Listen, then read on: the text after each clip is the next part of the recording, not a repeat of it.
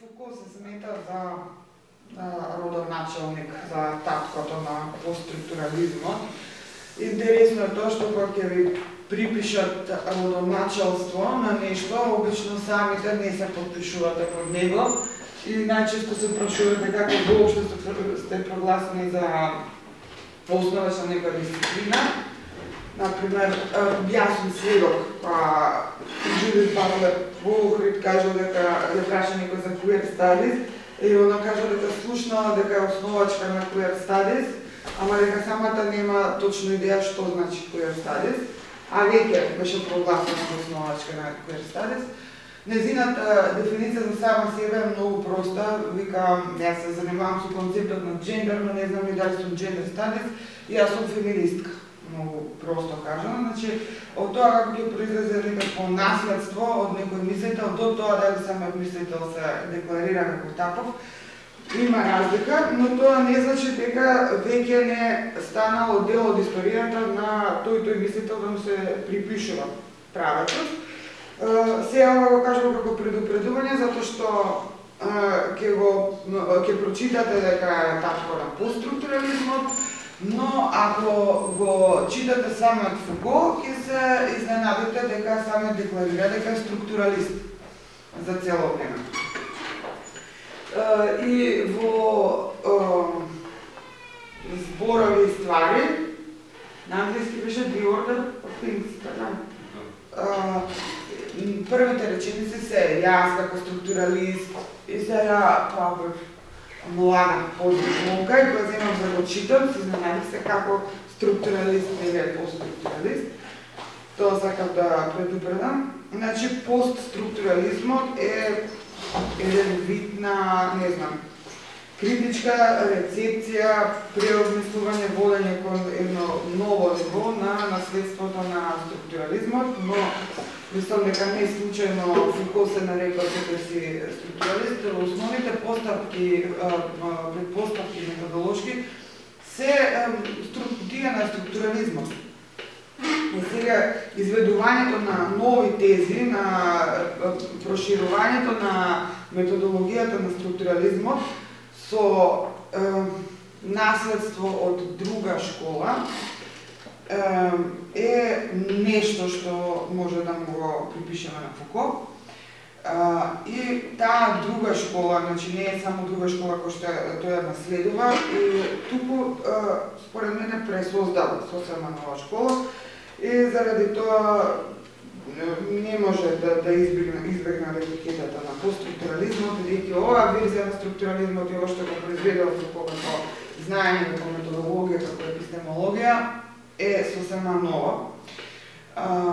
Фуко го прави следнова, значи ги зима основните методолошки предпоставки на структурализмот, како што го опишувавме вчера. Значи, означителот или елементот на структурата има значење само внатре во рамки на структурата. И како кај Строс, и како Стосир. Значи, знакот произведува значење само релациона, како елемент на структурата. Ви текнува тоа како говоревме синоќи. Сам по себе нема значење. Ако не е ставен во структура или во релација, рековме минималната структура е бинарната, знакот не произведува значење. Сега, исте односот меѓу субјектот и дискурсот, затоа што зборува Фуко. Значи, субјектот е субјект, значи секој од нас како субјективитет е субјект, само во неговата зададеност од страна на дискурсот. Значи, дискурсот ќе го разбереме како структура, како кај Сосир тезите за јазикот, структуралистички тези за јазикот, значи секој глас или збор, фонема, морфема, семантема има значење само како елемент внатре во структурата. Епа, исто така и кај Фуко, значи тука е новото и разликата со овие структуралистички претходници, заради тоа реков, он ја зима методологијата, но е употребена сосема друга материја. Неговата материја е филозофска. Значи, тој се занимава со прашањето на субјективитетот. како да ја мислиме таа инстанца на јас или инстанцата на субјективитетот. Сега, значи таа инстанца на субјективитетот, тоа јас постструктуралистички сватено, фукуовски, е означител внатре, значи на аналогија право со структурализмот, со Строс, со Сир, онака како што ги представивме вчера школски.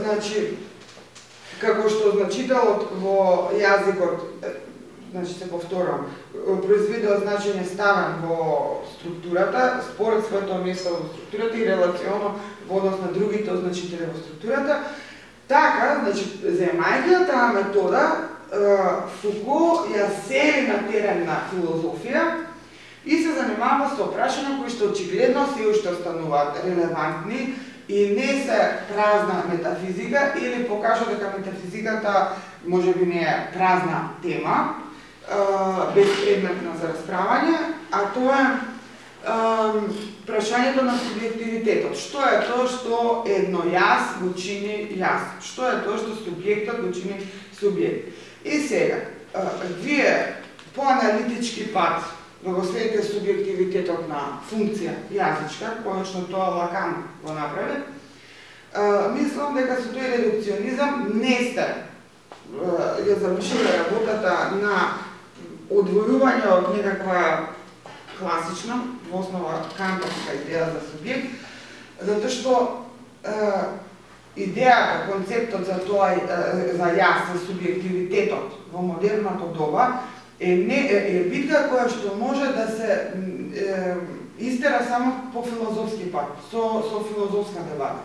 И значи аргументите мора да се случат внатре во филозофијата. Вие не можете да го убиете Кант како основа на модерниот субјективитет, ако не се расправате со Кант и со неговите тези. И, значи, структурализмот како метода го зимате, тоа ви е оружјето, но теренот на битка е друг. И не можете, значи, можете само да предизвикате психолошка или филозофска анксиозност со тезите на психоанализата на Лакан, ако само кажете не постои субјект, субјектот е јазичка функција. Секое битие се буни и вика како тоа, јас сум само јазичка функција, јас сум феномен, јас сум јас, како сум само јазичка функција. И заради тоа, материјата со која што работи Фуко и теренот на кој што треба да се извојуваат одредени битки филозофски, идеолошки, кај него се идеологија, е филозофски.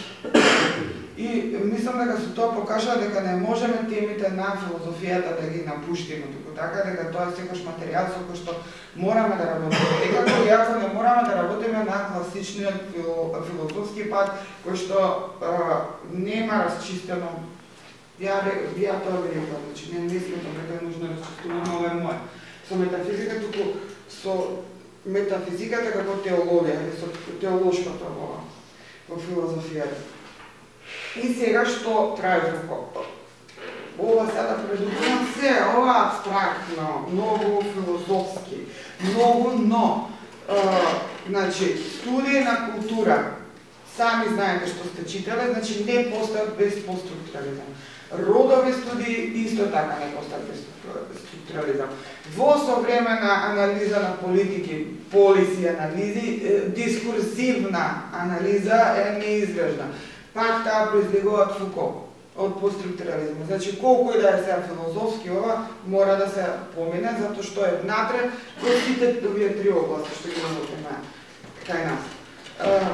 Зашто денес во полиси се прави дискурсивна анализа? Затоа што воопшто не е ни важно индивидуалниот субјект што ќе одлучи, дискурсот детерминира поведението.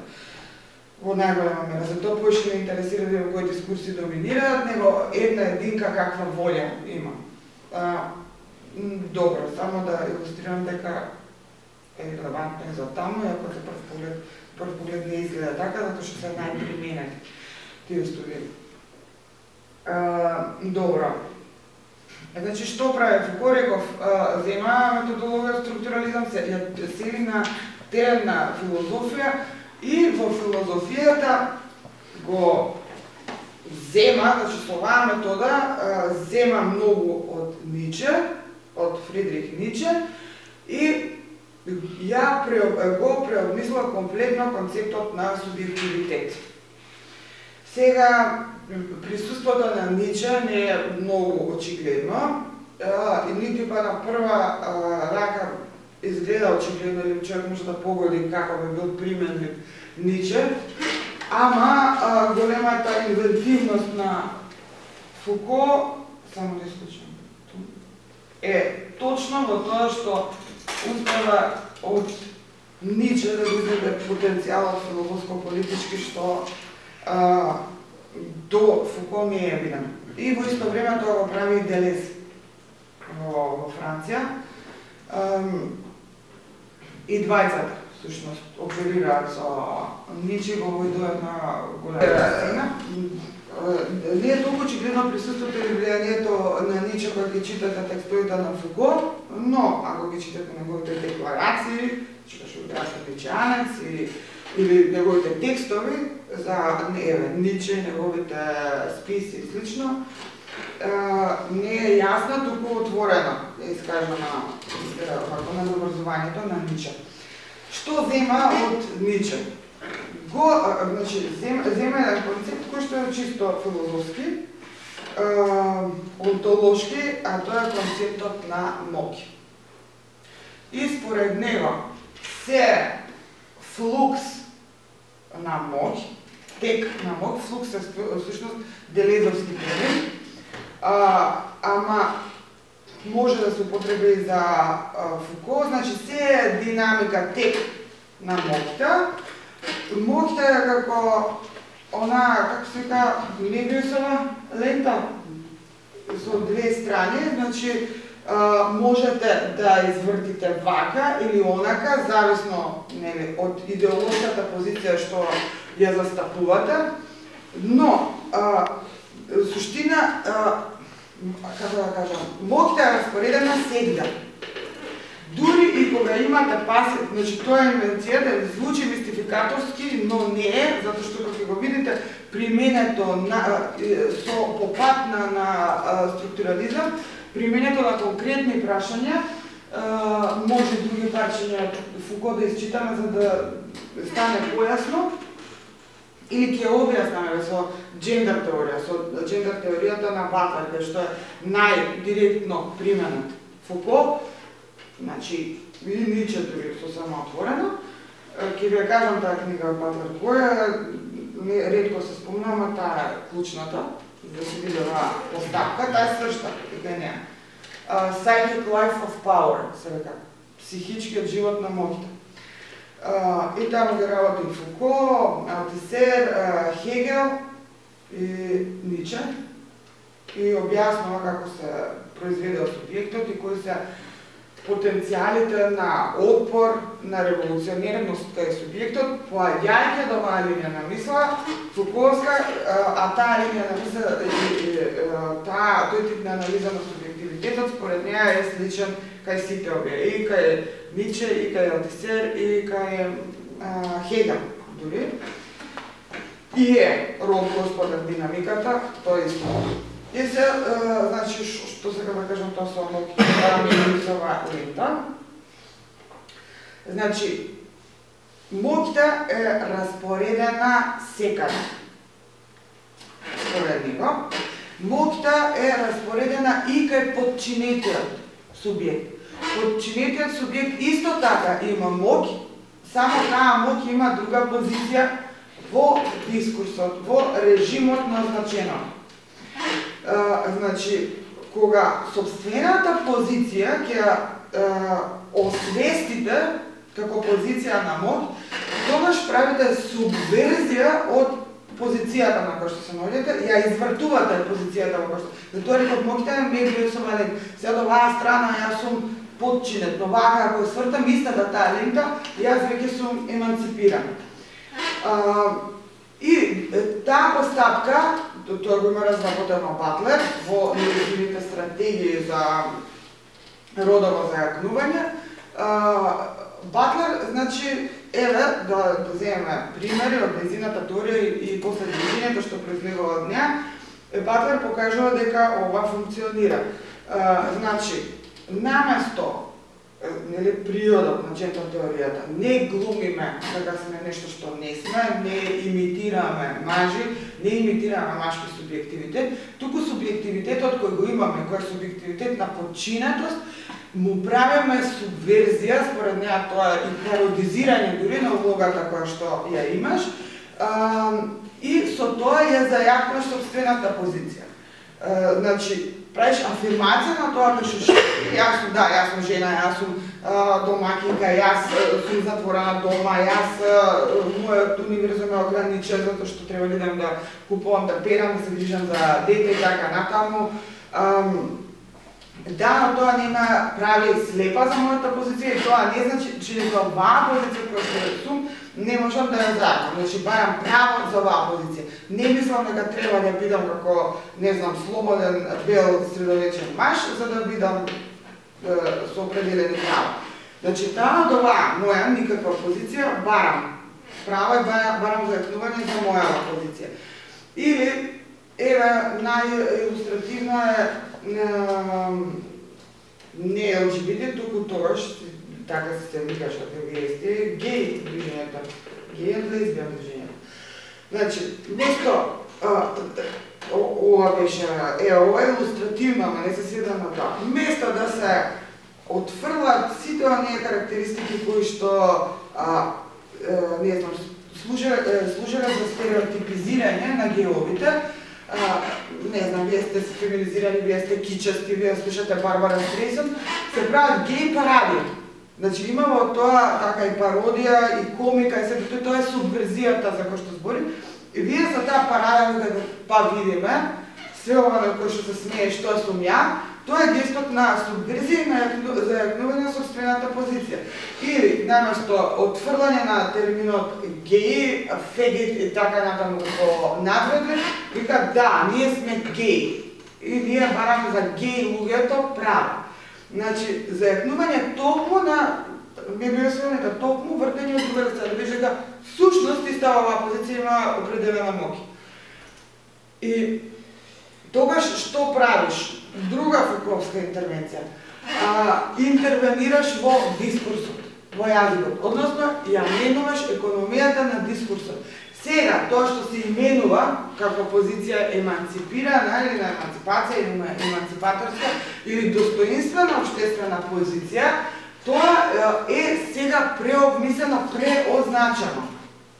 И сега други позиции се означуваат како еманципирани, други пракси општествени, дискурзивни се означуваат како еманципаторски, значи се во означувањето, во значењето што го припишуваме на нештата во јавниот дискурс. И сега тука тезата на Фуко и тоа она со која што ја клуб класични мислители, позитивисти кои што материјалисти со според мене најдна идеја за материјализам, има проблем со него, затоа што кај Фуко се јазик, се е одначено, субјектот е произведен од контекстот, значи нема ништо стабилно, нема едно цврсто јас, кое што суверено одлучува и слично, значи отпорот кон субјектот на онака како што е концепиран кај Фуко, па и кај Батлер, траеше до скоро, а може би трае и се уште. Ја кога предав во Белград кај женски студија? Не, 2007, да речем. Значи, имаше бунт од бидејќи таму ми дала само Фуко да го гледам. Имаше бунт од пола група кои што беа љути на Фуко, као ја да сум Фуко се испокараа со мене, затоа што беа бесни на фактот, во однос на фактот дека што е субјективитет, што е јас беше комплетно релативизирано.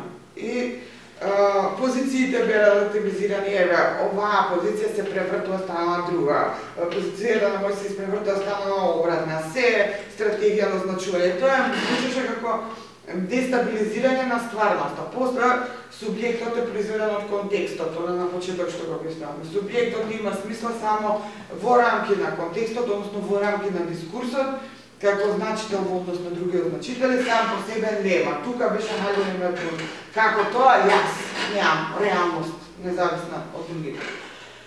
И сега стигнеме до тоа, значи, мада што мислам да го објаснивме веќе, значи, аналогијата што кажавме со структурализмот на претходниците, Строс, Сосир, аналогија направивме субјектот е исто што е означителот во структурата. И сега тезата е, значи, следнава. По истата аналогија. Стварноста општествена не е ништо друго освен стварност на означување, односно стварност на јазикот. Но јазикот не е разбран како абстрактна категорија, како не е разбран формалистички, како кај Сосир, како кај класичните структуралисти, туку јазикот како дискурс. И сега, дискурсот вклучува и лангаж, што би рекол Сосир, значи јазикот како форма, јазикот како систем, но вклучува и парол, говор, жив јазик, значи пракси на говор. Значи, концептот на дискурс кај Фуко ги вградува две компоненти. И, значи, дискурсот е и, да, системот што владе со економиите на јазикот, кој сите го разменуваме во општеството. Значи, е и системот, но е и таа материјална пракса на размен. Јазичка. Сега, во рамки на дискурсот, значи, кој, веќе тој бе познат, веројатно, дури од колумни, се користи масово. Еве, реков, анализи на политики, дискусивни анализи, кој тип на јазик за нештата владе. Например, кој вид на дискурс владе, не мислиме на јазик, каква е риторика, туку дискурс, која е динамиката на јазикот, кои се скриените пораки, која е економијата на јазикот, например, за имиграција во Англија, кај конзервативците, ние немаме различни дискурси, немаме, не е тоа само јазик, само риторика, туку систем на мислење, како работиме со јазикот, како ги именуваме нештата, осликува некаков систем на мислење. Сега, значи, општествената стварност не е ништо друго освен дискурс. Би рекол Фуко. И тука да се вратиме на Виенската школа, на Виенскиот круг, ќе се вратиме добро на структуралистите, нормално се навраќаме, затоа што зборуваме за структуралист овде, но исто и Виенскиот круг е тука исто се, значи некои од претпоставките на аналитичката школа, позитивизмот со некоја доза исто така. Значи, како што реков, има, и сино го кажав тоа, сите ви имате една точка на конвергенција, па и Витгенштајн. Значи, ако Фуко вика, се дискурс, како зборуваме за стварноста, општеството е систем на означување на стварноста. Ти имаш таква позиција, ти имаш таква позиција. Ова се вреднува вака, ова се вреднува вака, ова се вреднува како добро, ова како лошо, ова како пожелно, ова како непожелно. Значи, стварност општествена не е ништо освен операции на јазик или операции на дискурс. И сега, кај е тука врската и со Витгенштајн, што го спомнавме вчера, и со структурализмот во лингвистика, што реков, значи, јазикот е произволен, не реков синоќе, у смисла на означување на референтум. Многу слично нешто кажува и Фуко. Вика, значи, ние живееме во стварност на означување, а самиот референт по себе е речиси безмислен. Доколку, барем од наша, значи, човечка, општествена гледна точка, доколку нема припишано значење. Овој предмет, ако нема означено, не само на неговата практична материјална функција, исто така културна означеност, дека символизира технолошки развој, дека символизира определен технолошки, определен општествен круг, па и статус кој има маус и кој нема маус. Значи целата, се што може да му се прилепи како значење, сам по себе е безсмислен. И сега ова создава малце анксиозност, дека се е означување, а стварност позади реалност позади тоа означувано нема. Создава анксиозност која што е така според мене теолошки условена, затоа што тоа што ова мене има значење само како означено, тоа не го прави помалку реално. Процесите на означување се материјални пракси на размена меѓу луѓе, кои што вклучуваат дури и биолошка инвестиција во тие односи. Што ќе означиме, како ќе го означиме, што ќе ни значи на сите нас. Значи, ние дури и телесно сме, не дури, туку телесно сме исто така вклучени во тие означувачки пракси. И од таму, значи, тоа не го прави тоа привид или помалку стварност. Туку само сака да објасни во која мера нашата стварност, која што е изградена од нас самите, е означувачка во основа и дека има, значи, економија на означување, дека тоа не значи дека се може, дека тоа е некакво откритие на трик и сега ја од утре можам да се прогласам за хегемон на универзумот.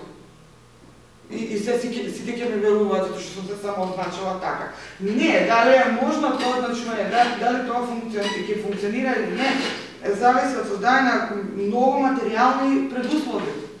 Значи тоа не значи комплетна произволност, ќе се преобмислиме. Тие, значи, джендер стратегии, еманципаторски од средина на 90-ти години со такво, според мен, погрешно читање на Батлер, се покажува како диалог, значи само прогласувањето себе си за ова или за она или за измислен 10-ти идентитет родов не функционира, никого не го убедува, не може ни сами вас да го убедите, затоа што имате определени можности во дискурсот од кој што ќе бирате и кој ќе ги субвертирате. Со други зборови, материјално се условени тие можности. И вие мора постепено, дори материјално, со материјални ефекти, кои што луѓето на себе конкретно ќе ги почувствуваат, да ги менуват. Затоа тоа се процеси. Ама како и да е, тоа се процеси на проширување на можностите на мисливото или на искажливото. Ако крај на 80-ти, почеток на 90-ти е било абсурд дури да изговориш геј брак, звучало како безмислица, како абсурд. Значи, со тек на време е дозволена, овозможена можноста да е мисливо и да е представливо. Значи, тоа се точно стратегиите на Батлер за перформанс на субјективитетот, за проширување на дискурзивни и представувачки можности.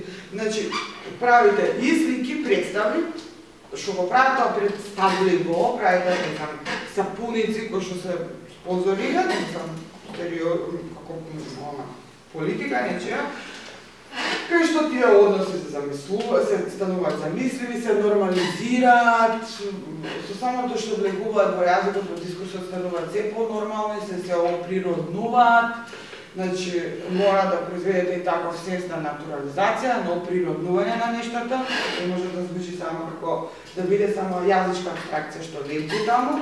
Значи, да го оприродниш нештото, да го почиташ како природно, треба да го оттелесниш. Значи, за тоа не е тоа издвоено од материјалната стварност.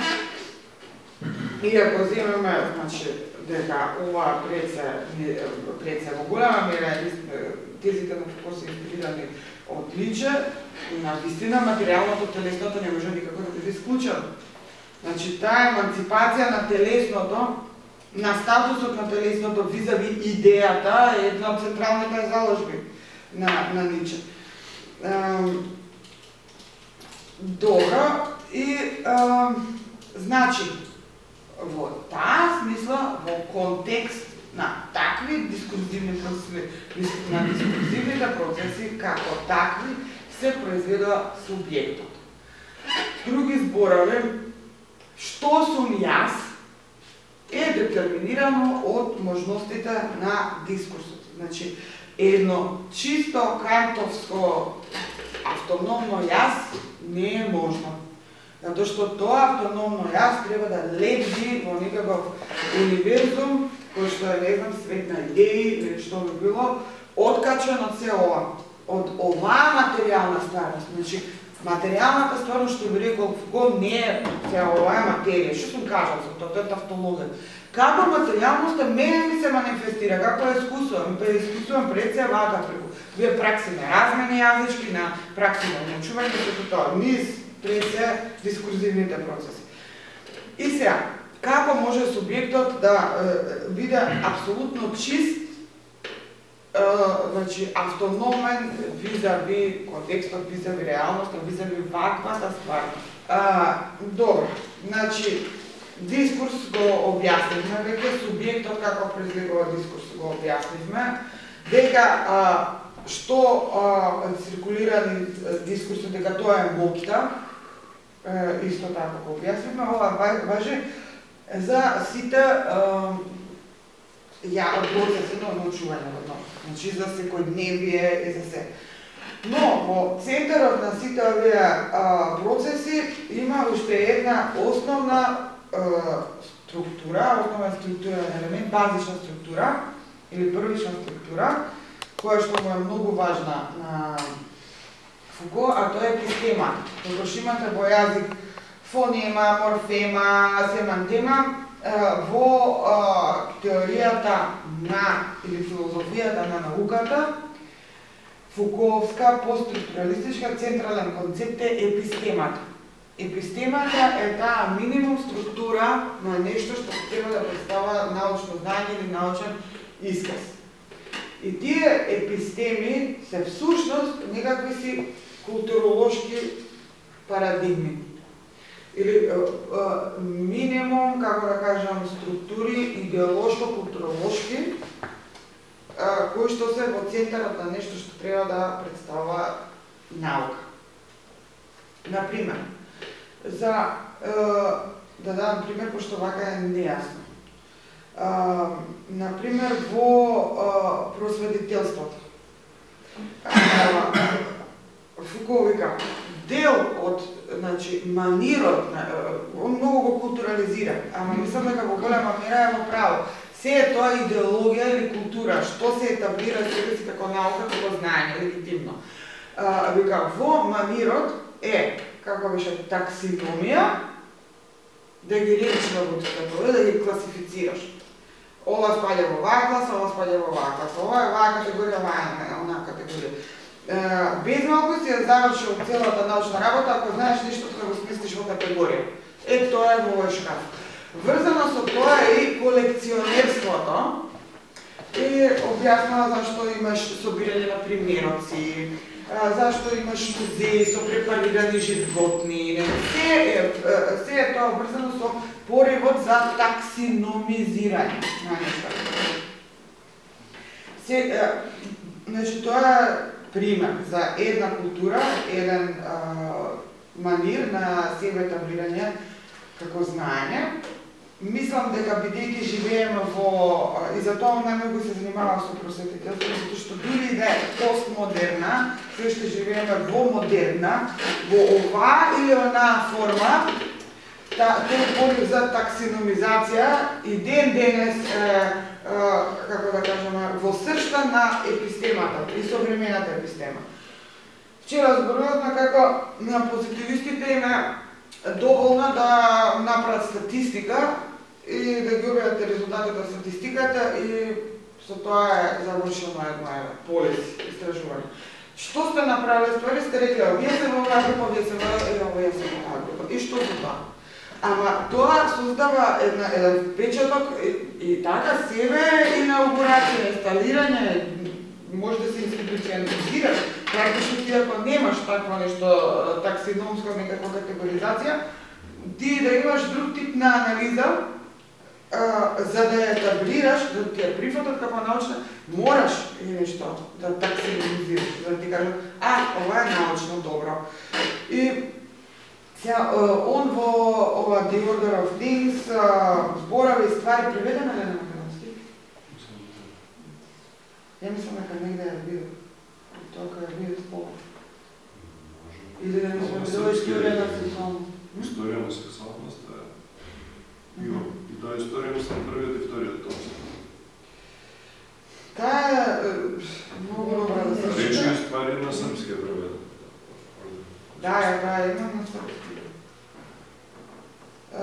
Да, значи, The Order of Things на англиски има. Вамо е чисто епистемолошката и археологија на знаењето. Кај што е овие пориви за таксиномизација, за колекционерство и слично ги анализира. После, значи, се јавуваат се неки техника кои беа пресвртите, како се менува помалку парадигмата, но според мене ова останува карактеристика и ден, затоа што ние не сме излезени од модернитетот, односно од просветите особи. Мислам дека има некој извадоци од ова табелата на Линеус 50, стави пример. Како се прави тоа, таа таксиномизација и што се подразбира тоа. Он сето тоа го изведува и фасцинацијата со екзактните науки и односот на екзактното со општествените науки. Значи, тука е гениален како тоа малку од овој драйв за таксиномија изведува се друго. И тука пак гледате класична структуралистичка поставка, како вчера што зборувавме за Строс, како од принципот на забрана на инцест и екзогамија, ви ги изведува после сите форми на брак, уредување на заедниците и слично, така и кај Фуко од ова малку со таксиномијата извадено скоро се, што е карактеристика на модерниот концепт на наука. Сега, тоа кога го погледнете, тоа гледате во колка мера се тоа идеологија, а каде таму негде, значи имате вие и наука. Туку тоа што се етаблира себе си како научно знаење, како наука, тоа не е толку самата содржина на научниот исказ, туку таа култура и идеологија што го институционализира, го става во институции и му дава значење на институт идеологска поставка. И сега, ајде да дадам пример некој за да е појасно, да не звучи абстрактно. Например, овие предпоставки на Фуко, оваа постструктуралистичка критика на науката и научното, демаскирање на научното како идеологија, се земени од определени теоретичари, првенствено феминистки, ама некои од нив воопшто не се познати по феминизам, например Ан Фустер Стерлинг или Дона Хараве. Дона Хараве повеќе се смета за првоначалничка на сайбер теоријата, отколку за феминистка, иако првиот текст е феминистички, мислам, Сайборг манифесто е феминистички манифест. Добро, како и да е, има една книга друга, не мислам Сайборг манифесто, Дона Хараве, која што се вика Primate Visions. И покажа во таа книга на кој начин размислувањето, значи книгата за биологија, биолошка книга, ама истовремено и филозофска и епистемолошка, значи го критикува, го анализира начинот на кој што се етаблира себе си знаењето за биологијата и пред се приматологијата и покажува како, например, во илустрациите на определени учебници, на научни книги од почеток на 20 век, имате постапка на ориентализација. Значи, што е цртежите на мајмуните, што е наводно повисоко развиен мајмунот Тоа повеќе е нацртан приматот, личи, тоа е повеќе нацртан, да, книгата имаме тука ќе донесам за илустрација. Тоа е повеќе нацртан да личи на бел човек, на цивилизиран човек. Што е попримитивен, личи на ориенталец. Или Анфаусто Стерлинг. Вика, во суштина кај гените, кога се секвенца, и ти, сега не се сеќам јасно, не знам доволно, ќе ме поправите тие што знаат генетика, и дека, значи, тоа се секвенца на ДНК, со родовите карактеристики, и сега објаснува во која мера е комплетна произволност на научникот, која што е родово информирана од патриархални слики за тоа што е едно, што е другиот род, на која точка од секвенцата ќе кажа, стоп, тука е границата, и од тука почна машко, од тука почна женско. Значи, нема Анфаусто Стерлинг е пред за тоа, значи, научник, природен научник, после е филозоф и феминистка. Значи, она објаснува во која мера, значи, нема никакви генетски, биолошки аргументи тука да ставиш границата. Значи, дека мора да мислиме патриархално, джендер концепти, која ќе реши тука. И сега, она објаснува дека има толкава парче на средина кој што не е ни вамо ни таму.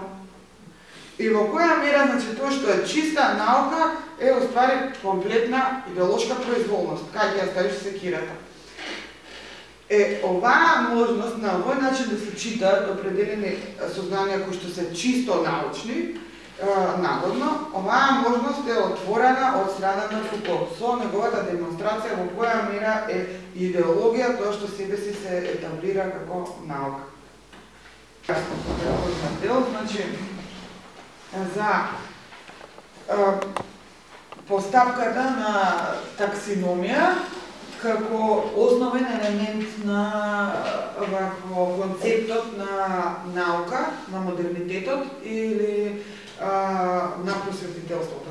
Просветителството значи проширено на модернитетот, тоа како дел од основниот елемент на епистемата.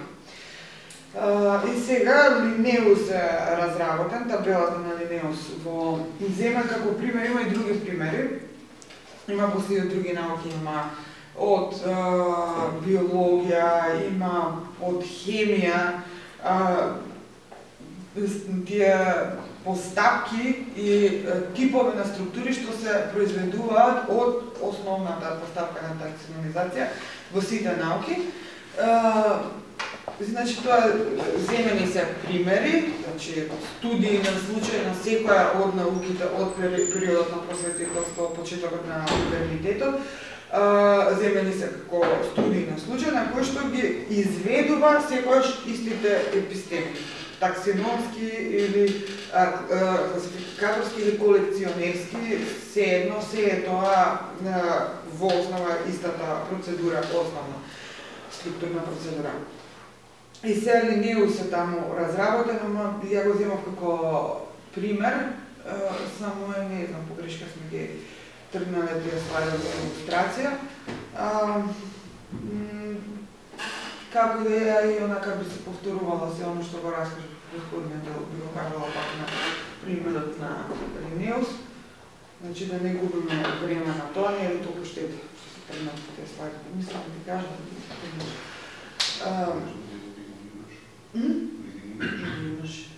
да ти кажав не. И дали биде нешто со африканус на латински слайд? Јаво го. И не бил сигурно. Кога го стави Лакан, тие два слайда од Линеус се тргнати. Нема врска, не е тоа вика ми е кој зна каква штета. Тоа е пак сега, например, би го... Да не се скрие, само да видим како да видам тоа скриене са. Не знам дека пустат скриене са. Не е ли важно.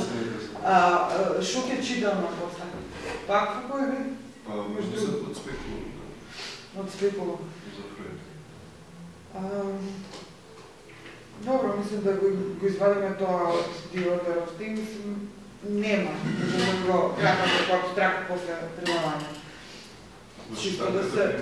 Да се илустрира ова што го збориме. И да се види, значи тоа е фасцинантно како таа епистема, значи таа основна структура таксиномска изведува се што е суштината на идеологијата на науката денес, модерна. Науката разбрана како идеологија. Епистема, како основна структура на научниот дискурс на модернитетот.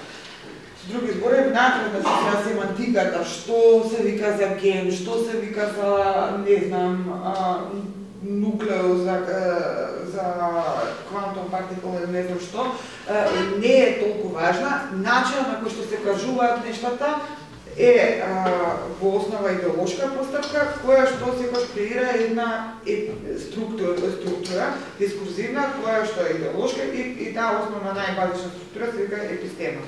Во основата на таа епистема стои таксиномија. И, значи, сега тоа може и психоаналитички да се анализира, зашто имаме чувство дека ако ги подредиме нештата, и ако се воспоставиме ред за нештата, концептуален ред во нашите глави за нештата, дека ние сме произвеле научно знаење. Значи, се додека имаме представа дека во некаков ред се организирани појавите, ние мислиме дека на некој начин сме ги објасниле. Сега, како вика, кој е поревод да се воспоставува ред, зашто мислиме дека редот значи вистина, значи знаење. Кој ни рекол дека редот е такво нешто? Ако одиш во сршта на било која научно истражување, особено во природните науки, имаш некаква формула која што таа виси просто само по себе, не ни произведува некаков космос на идеи, универзум на идеи, не дава холистичка слика за целиот универзум, како да се објасни, фрагментарна. Се тоа е, значи, самата пракса на произведување на научно сознание, но да произведеш наука, значи да произведеш нешто што е институционално, што е идеолошко, и во тој миг автоматски се јавува поривот за подредување на нештата, односно за таксиномија. Затоа и насловот на англиски е The Order of Things. Инаку Le Mot et les Choses на француски, во оригинал. И сега, значи, поривот да се таксиномизира е многу суштински. И таа основна структура и сите последици што после произлегуваат од неа е многу суштинско сознание.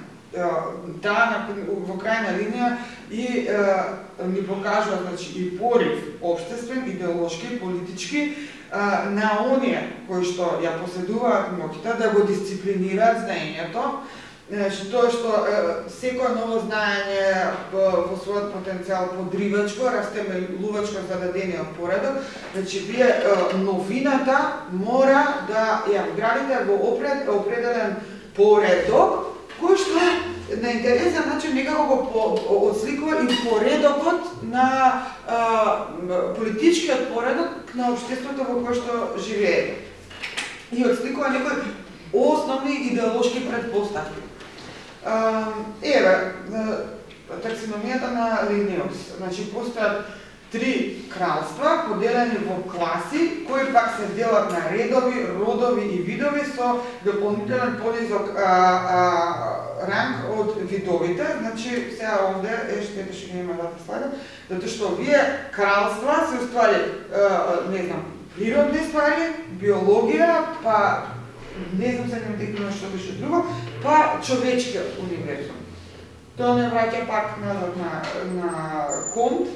Значи, за цело време тој обид во единствен поредок да се организира типови на знаења за региони на сознање, кои што се по својата природа разнородни, хетерогени. Сега, добро, да не ги барам скриените, ова се на некој начин било повторување, ако покажам пак на предходниот час према вчерашниот. Значи, ево, ова е од археологија на знаењето. Значи, all manifest discourse is secretly based on ова многу битно. Вака дискурсот функционира, водачки дискурс. Ова е многу битно и за политичка анализа. мислам, важи за епистемологија, за тоа што се етаблира како научно легитимно знаење. Значи, all manifest discourse is secretly based on an already said.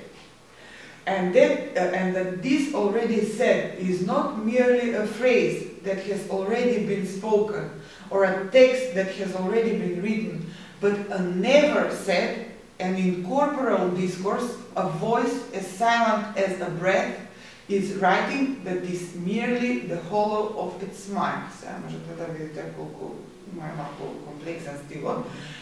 Поентата е дека, у суштина, тоа што се подразбира и заради тоа е неизговорливо, е секојаш подлогата на секој владеачки дискурс. Значи, тоа што никогаш нема да го кажам, затоа што до тој степен се подразбира како нормално, тоа е подлогата на секој владеачки дискурс. Е интересно, ако тоа него што се подразбира не го введете во дискурс, вие никогаш не можете да го проблематизирате.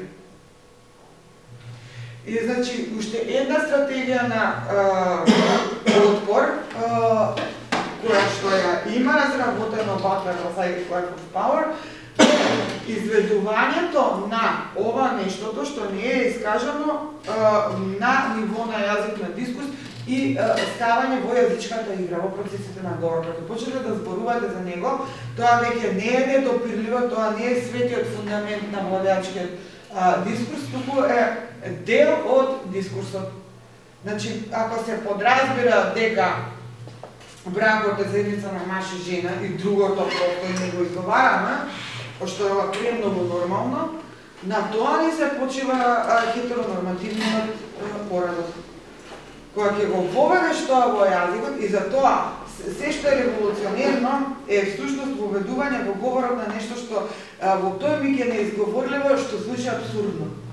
Значи, тоа што е за јазикот абсурдно, од кој што се удира јазикот како реално, тоа веќе е првата поставка на воведување некаква револуционерна можност или можност за отпор. Заради тоа, сите обвинувања на Фуко дека всушност е консервативна, затоа што покажува како се одржува тој статус кво и во кој степен субјектот е определен од дискурсот, не стои.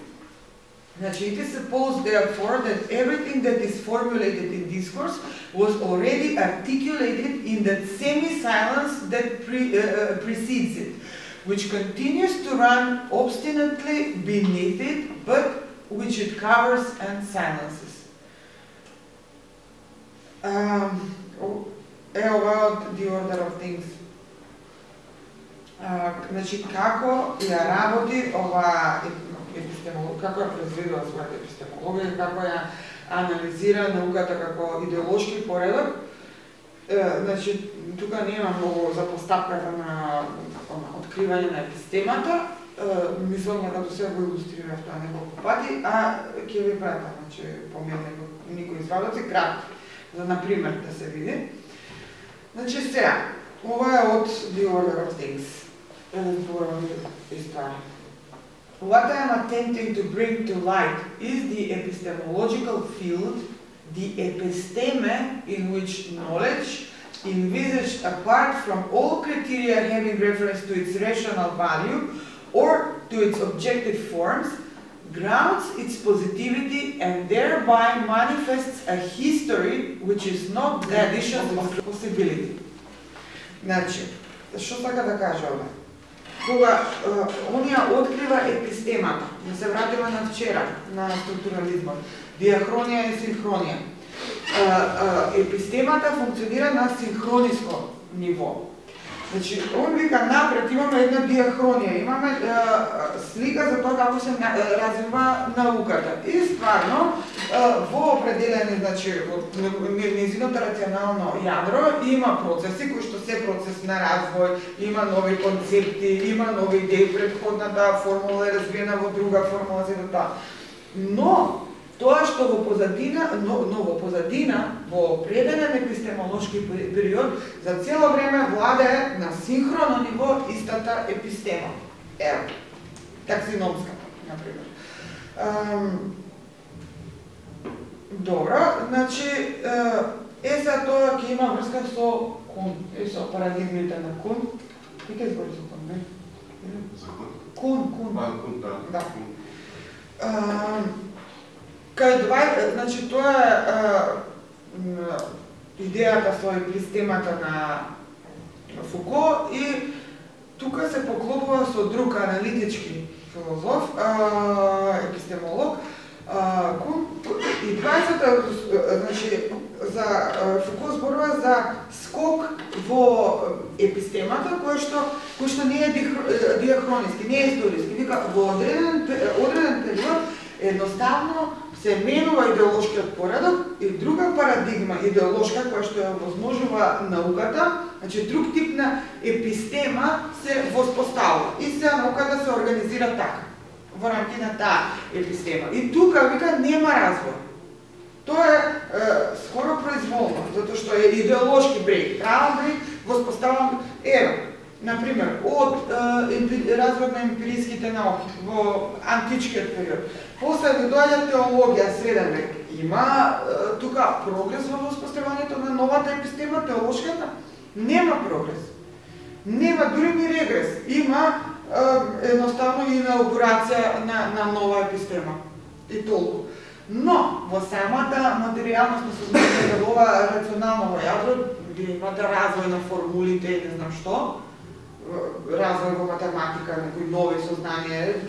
Тоа е како таа диахронија се оди паралелно, а синхронијава оперира вака. И идеологијата е уствари прилично статична состојба, не е диахронична, се додека трае. И таа се инаугурира со влесна нова епистема, која што е како што воспоставувате нов политички поредок и го прогласувате, така воспоставувате нова епистема.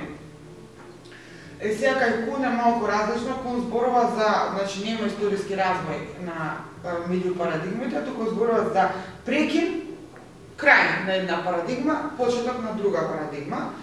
Според него има акумулација на знаење и тоа произведува сосема нова парадигма, значи квалитативен пресвртот, ама пак никај него нема линеарен историски развој, туку прекин и воспоставување на друга парадигма. Многу е слично, добро.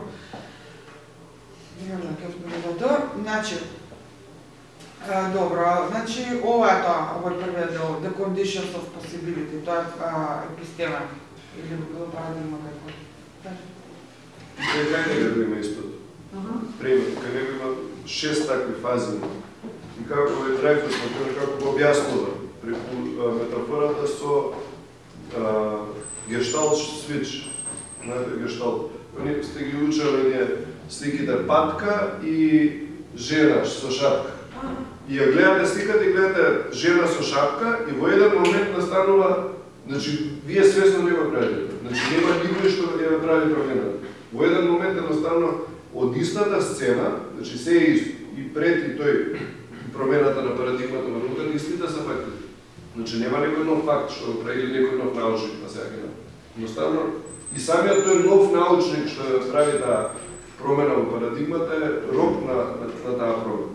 Едноставно се извртува на извртувањето на науката. Добро. In this account, what should appear are those configurations within the space of knowledge which have given rise to the diverse forms of empirical science. Such an enterprise is not so much a history in the traditional meaning of that word as an archaeology. Што не е историја, ова е тоа што кажувам, че нема историски развој линија некаква темпорална, туку има скопови на парадигмите, значи цели нови слоеви и скопови, за тоа е археологија, не знам. Archaeology. In this way, analysis has been able to show the coherence that existed throughout the classical age between the theory of representation and the theories of language, of the natural orders, and of wealth and value. Значи, ова беа табелите кај ги. Значи, комплетно иста логика на поредок прави ги рефлектира едно во друго. Теоријата на јазикот, значи има наука за јазикот, после има наука за природниот поредок и после има економска наука. Тоа беше wealth and value. И овие се трите царства, кај беше тоа, ги видовме преска, Вилнеус за кој што зборува. Значи, нема тука толкав порив, како да кажеме, во ова подредување. Не преовладува толку желбата секој од овие феномени да ги објасниш, колку што да ги средиш, да ги уредиш, да ги ставиш во еден пакет заедно. И сега одно објаснува до кој степен тоа може да лимитира и да ограничи апсолутно све. До кој степен тоа е уствари идеолошки, дисциплинирачки порив, он постојано во се што истражува се труди да ги детектира стратегиите на дисциплинирање, значи тоа е дисциплинирачки порив на знаењето, кој што го детектира овде во таксиномскиот порив. Класичниот период реков просветителски. It is this configuration that from the 19th century onward changes entirely. Како што реков на почеток, он смета дека од 19-20 век се менува парадигмата, според мене ние сме уште во модернитет и таксиномијата се уште тука. Но негова тврдање дека се менува епистемата. The theory of representation disappears as the universal foundation of all possible orders. Language as the spontaneous tabula, the primary grid of things, as an indispensable link between representation and things, is eclipsed in its turn. A profound historicity penetrates into the heart of things.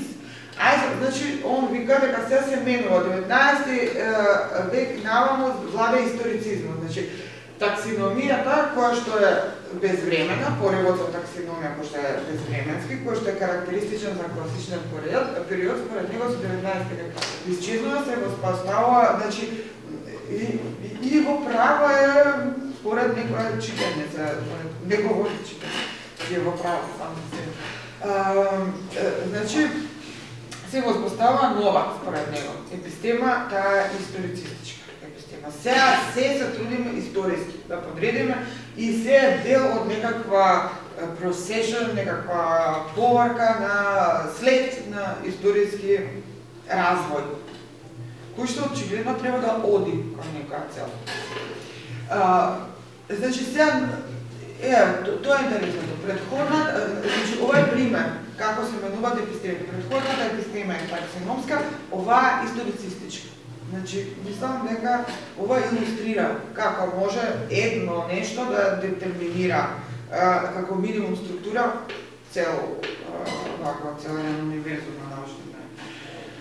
Значи, 19 век завладува историцизмот, a profound historicity penetrates into the heart of things, isolates and defines them in their own coherence, imposes upon them the forms of order implied by the continuity of time, or order.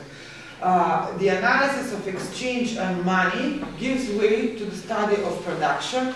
That of the organism takes precedence over the search of taxonomic characteristics,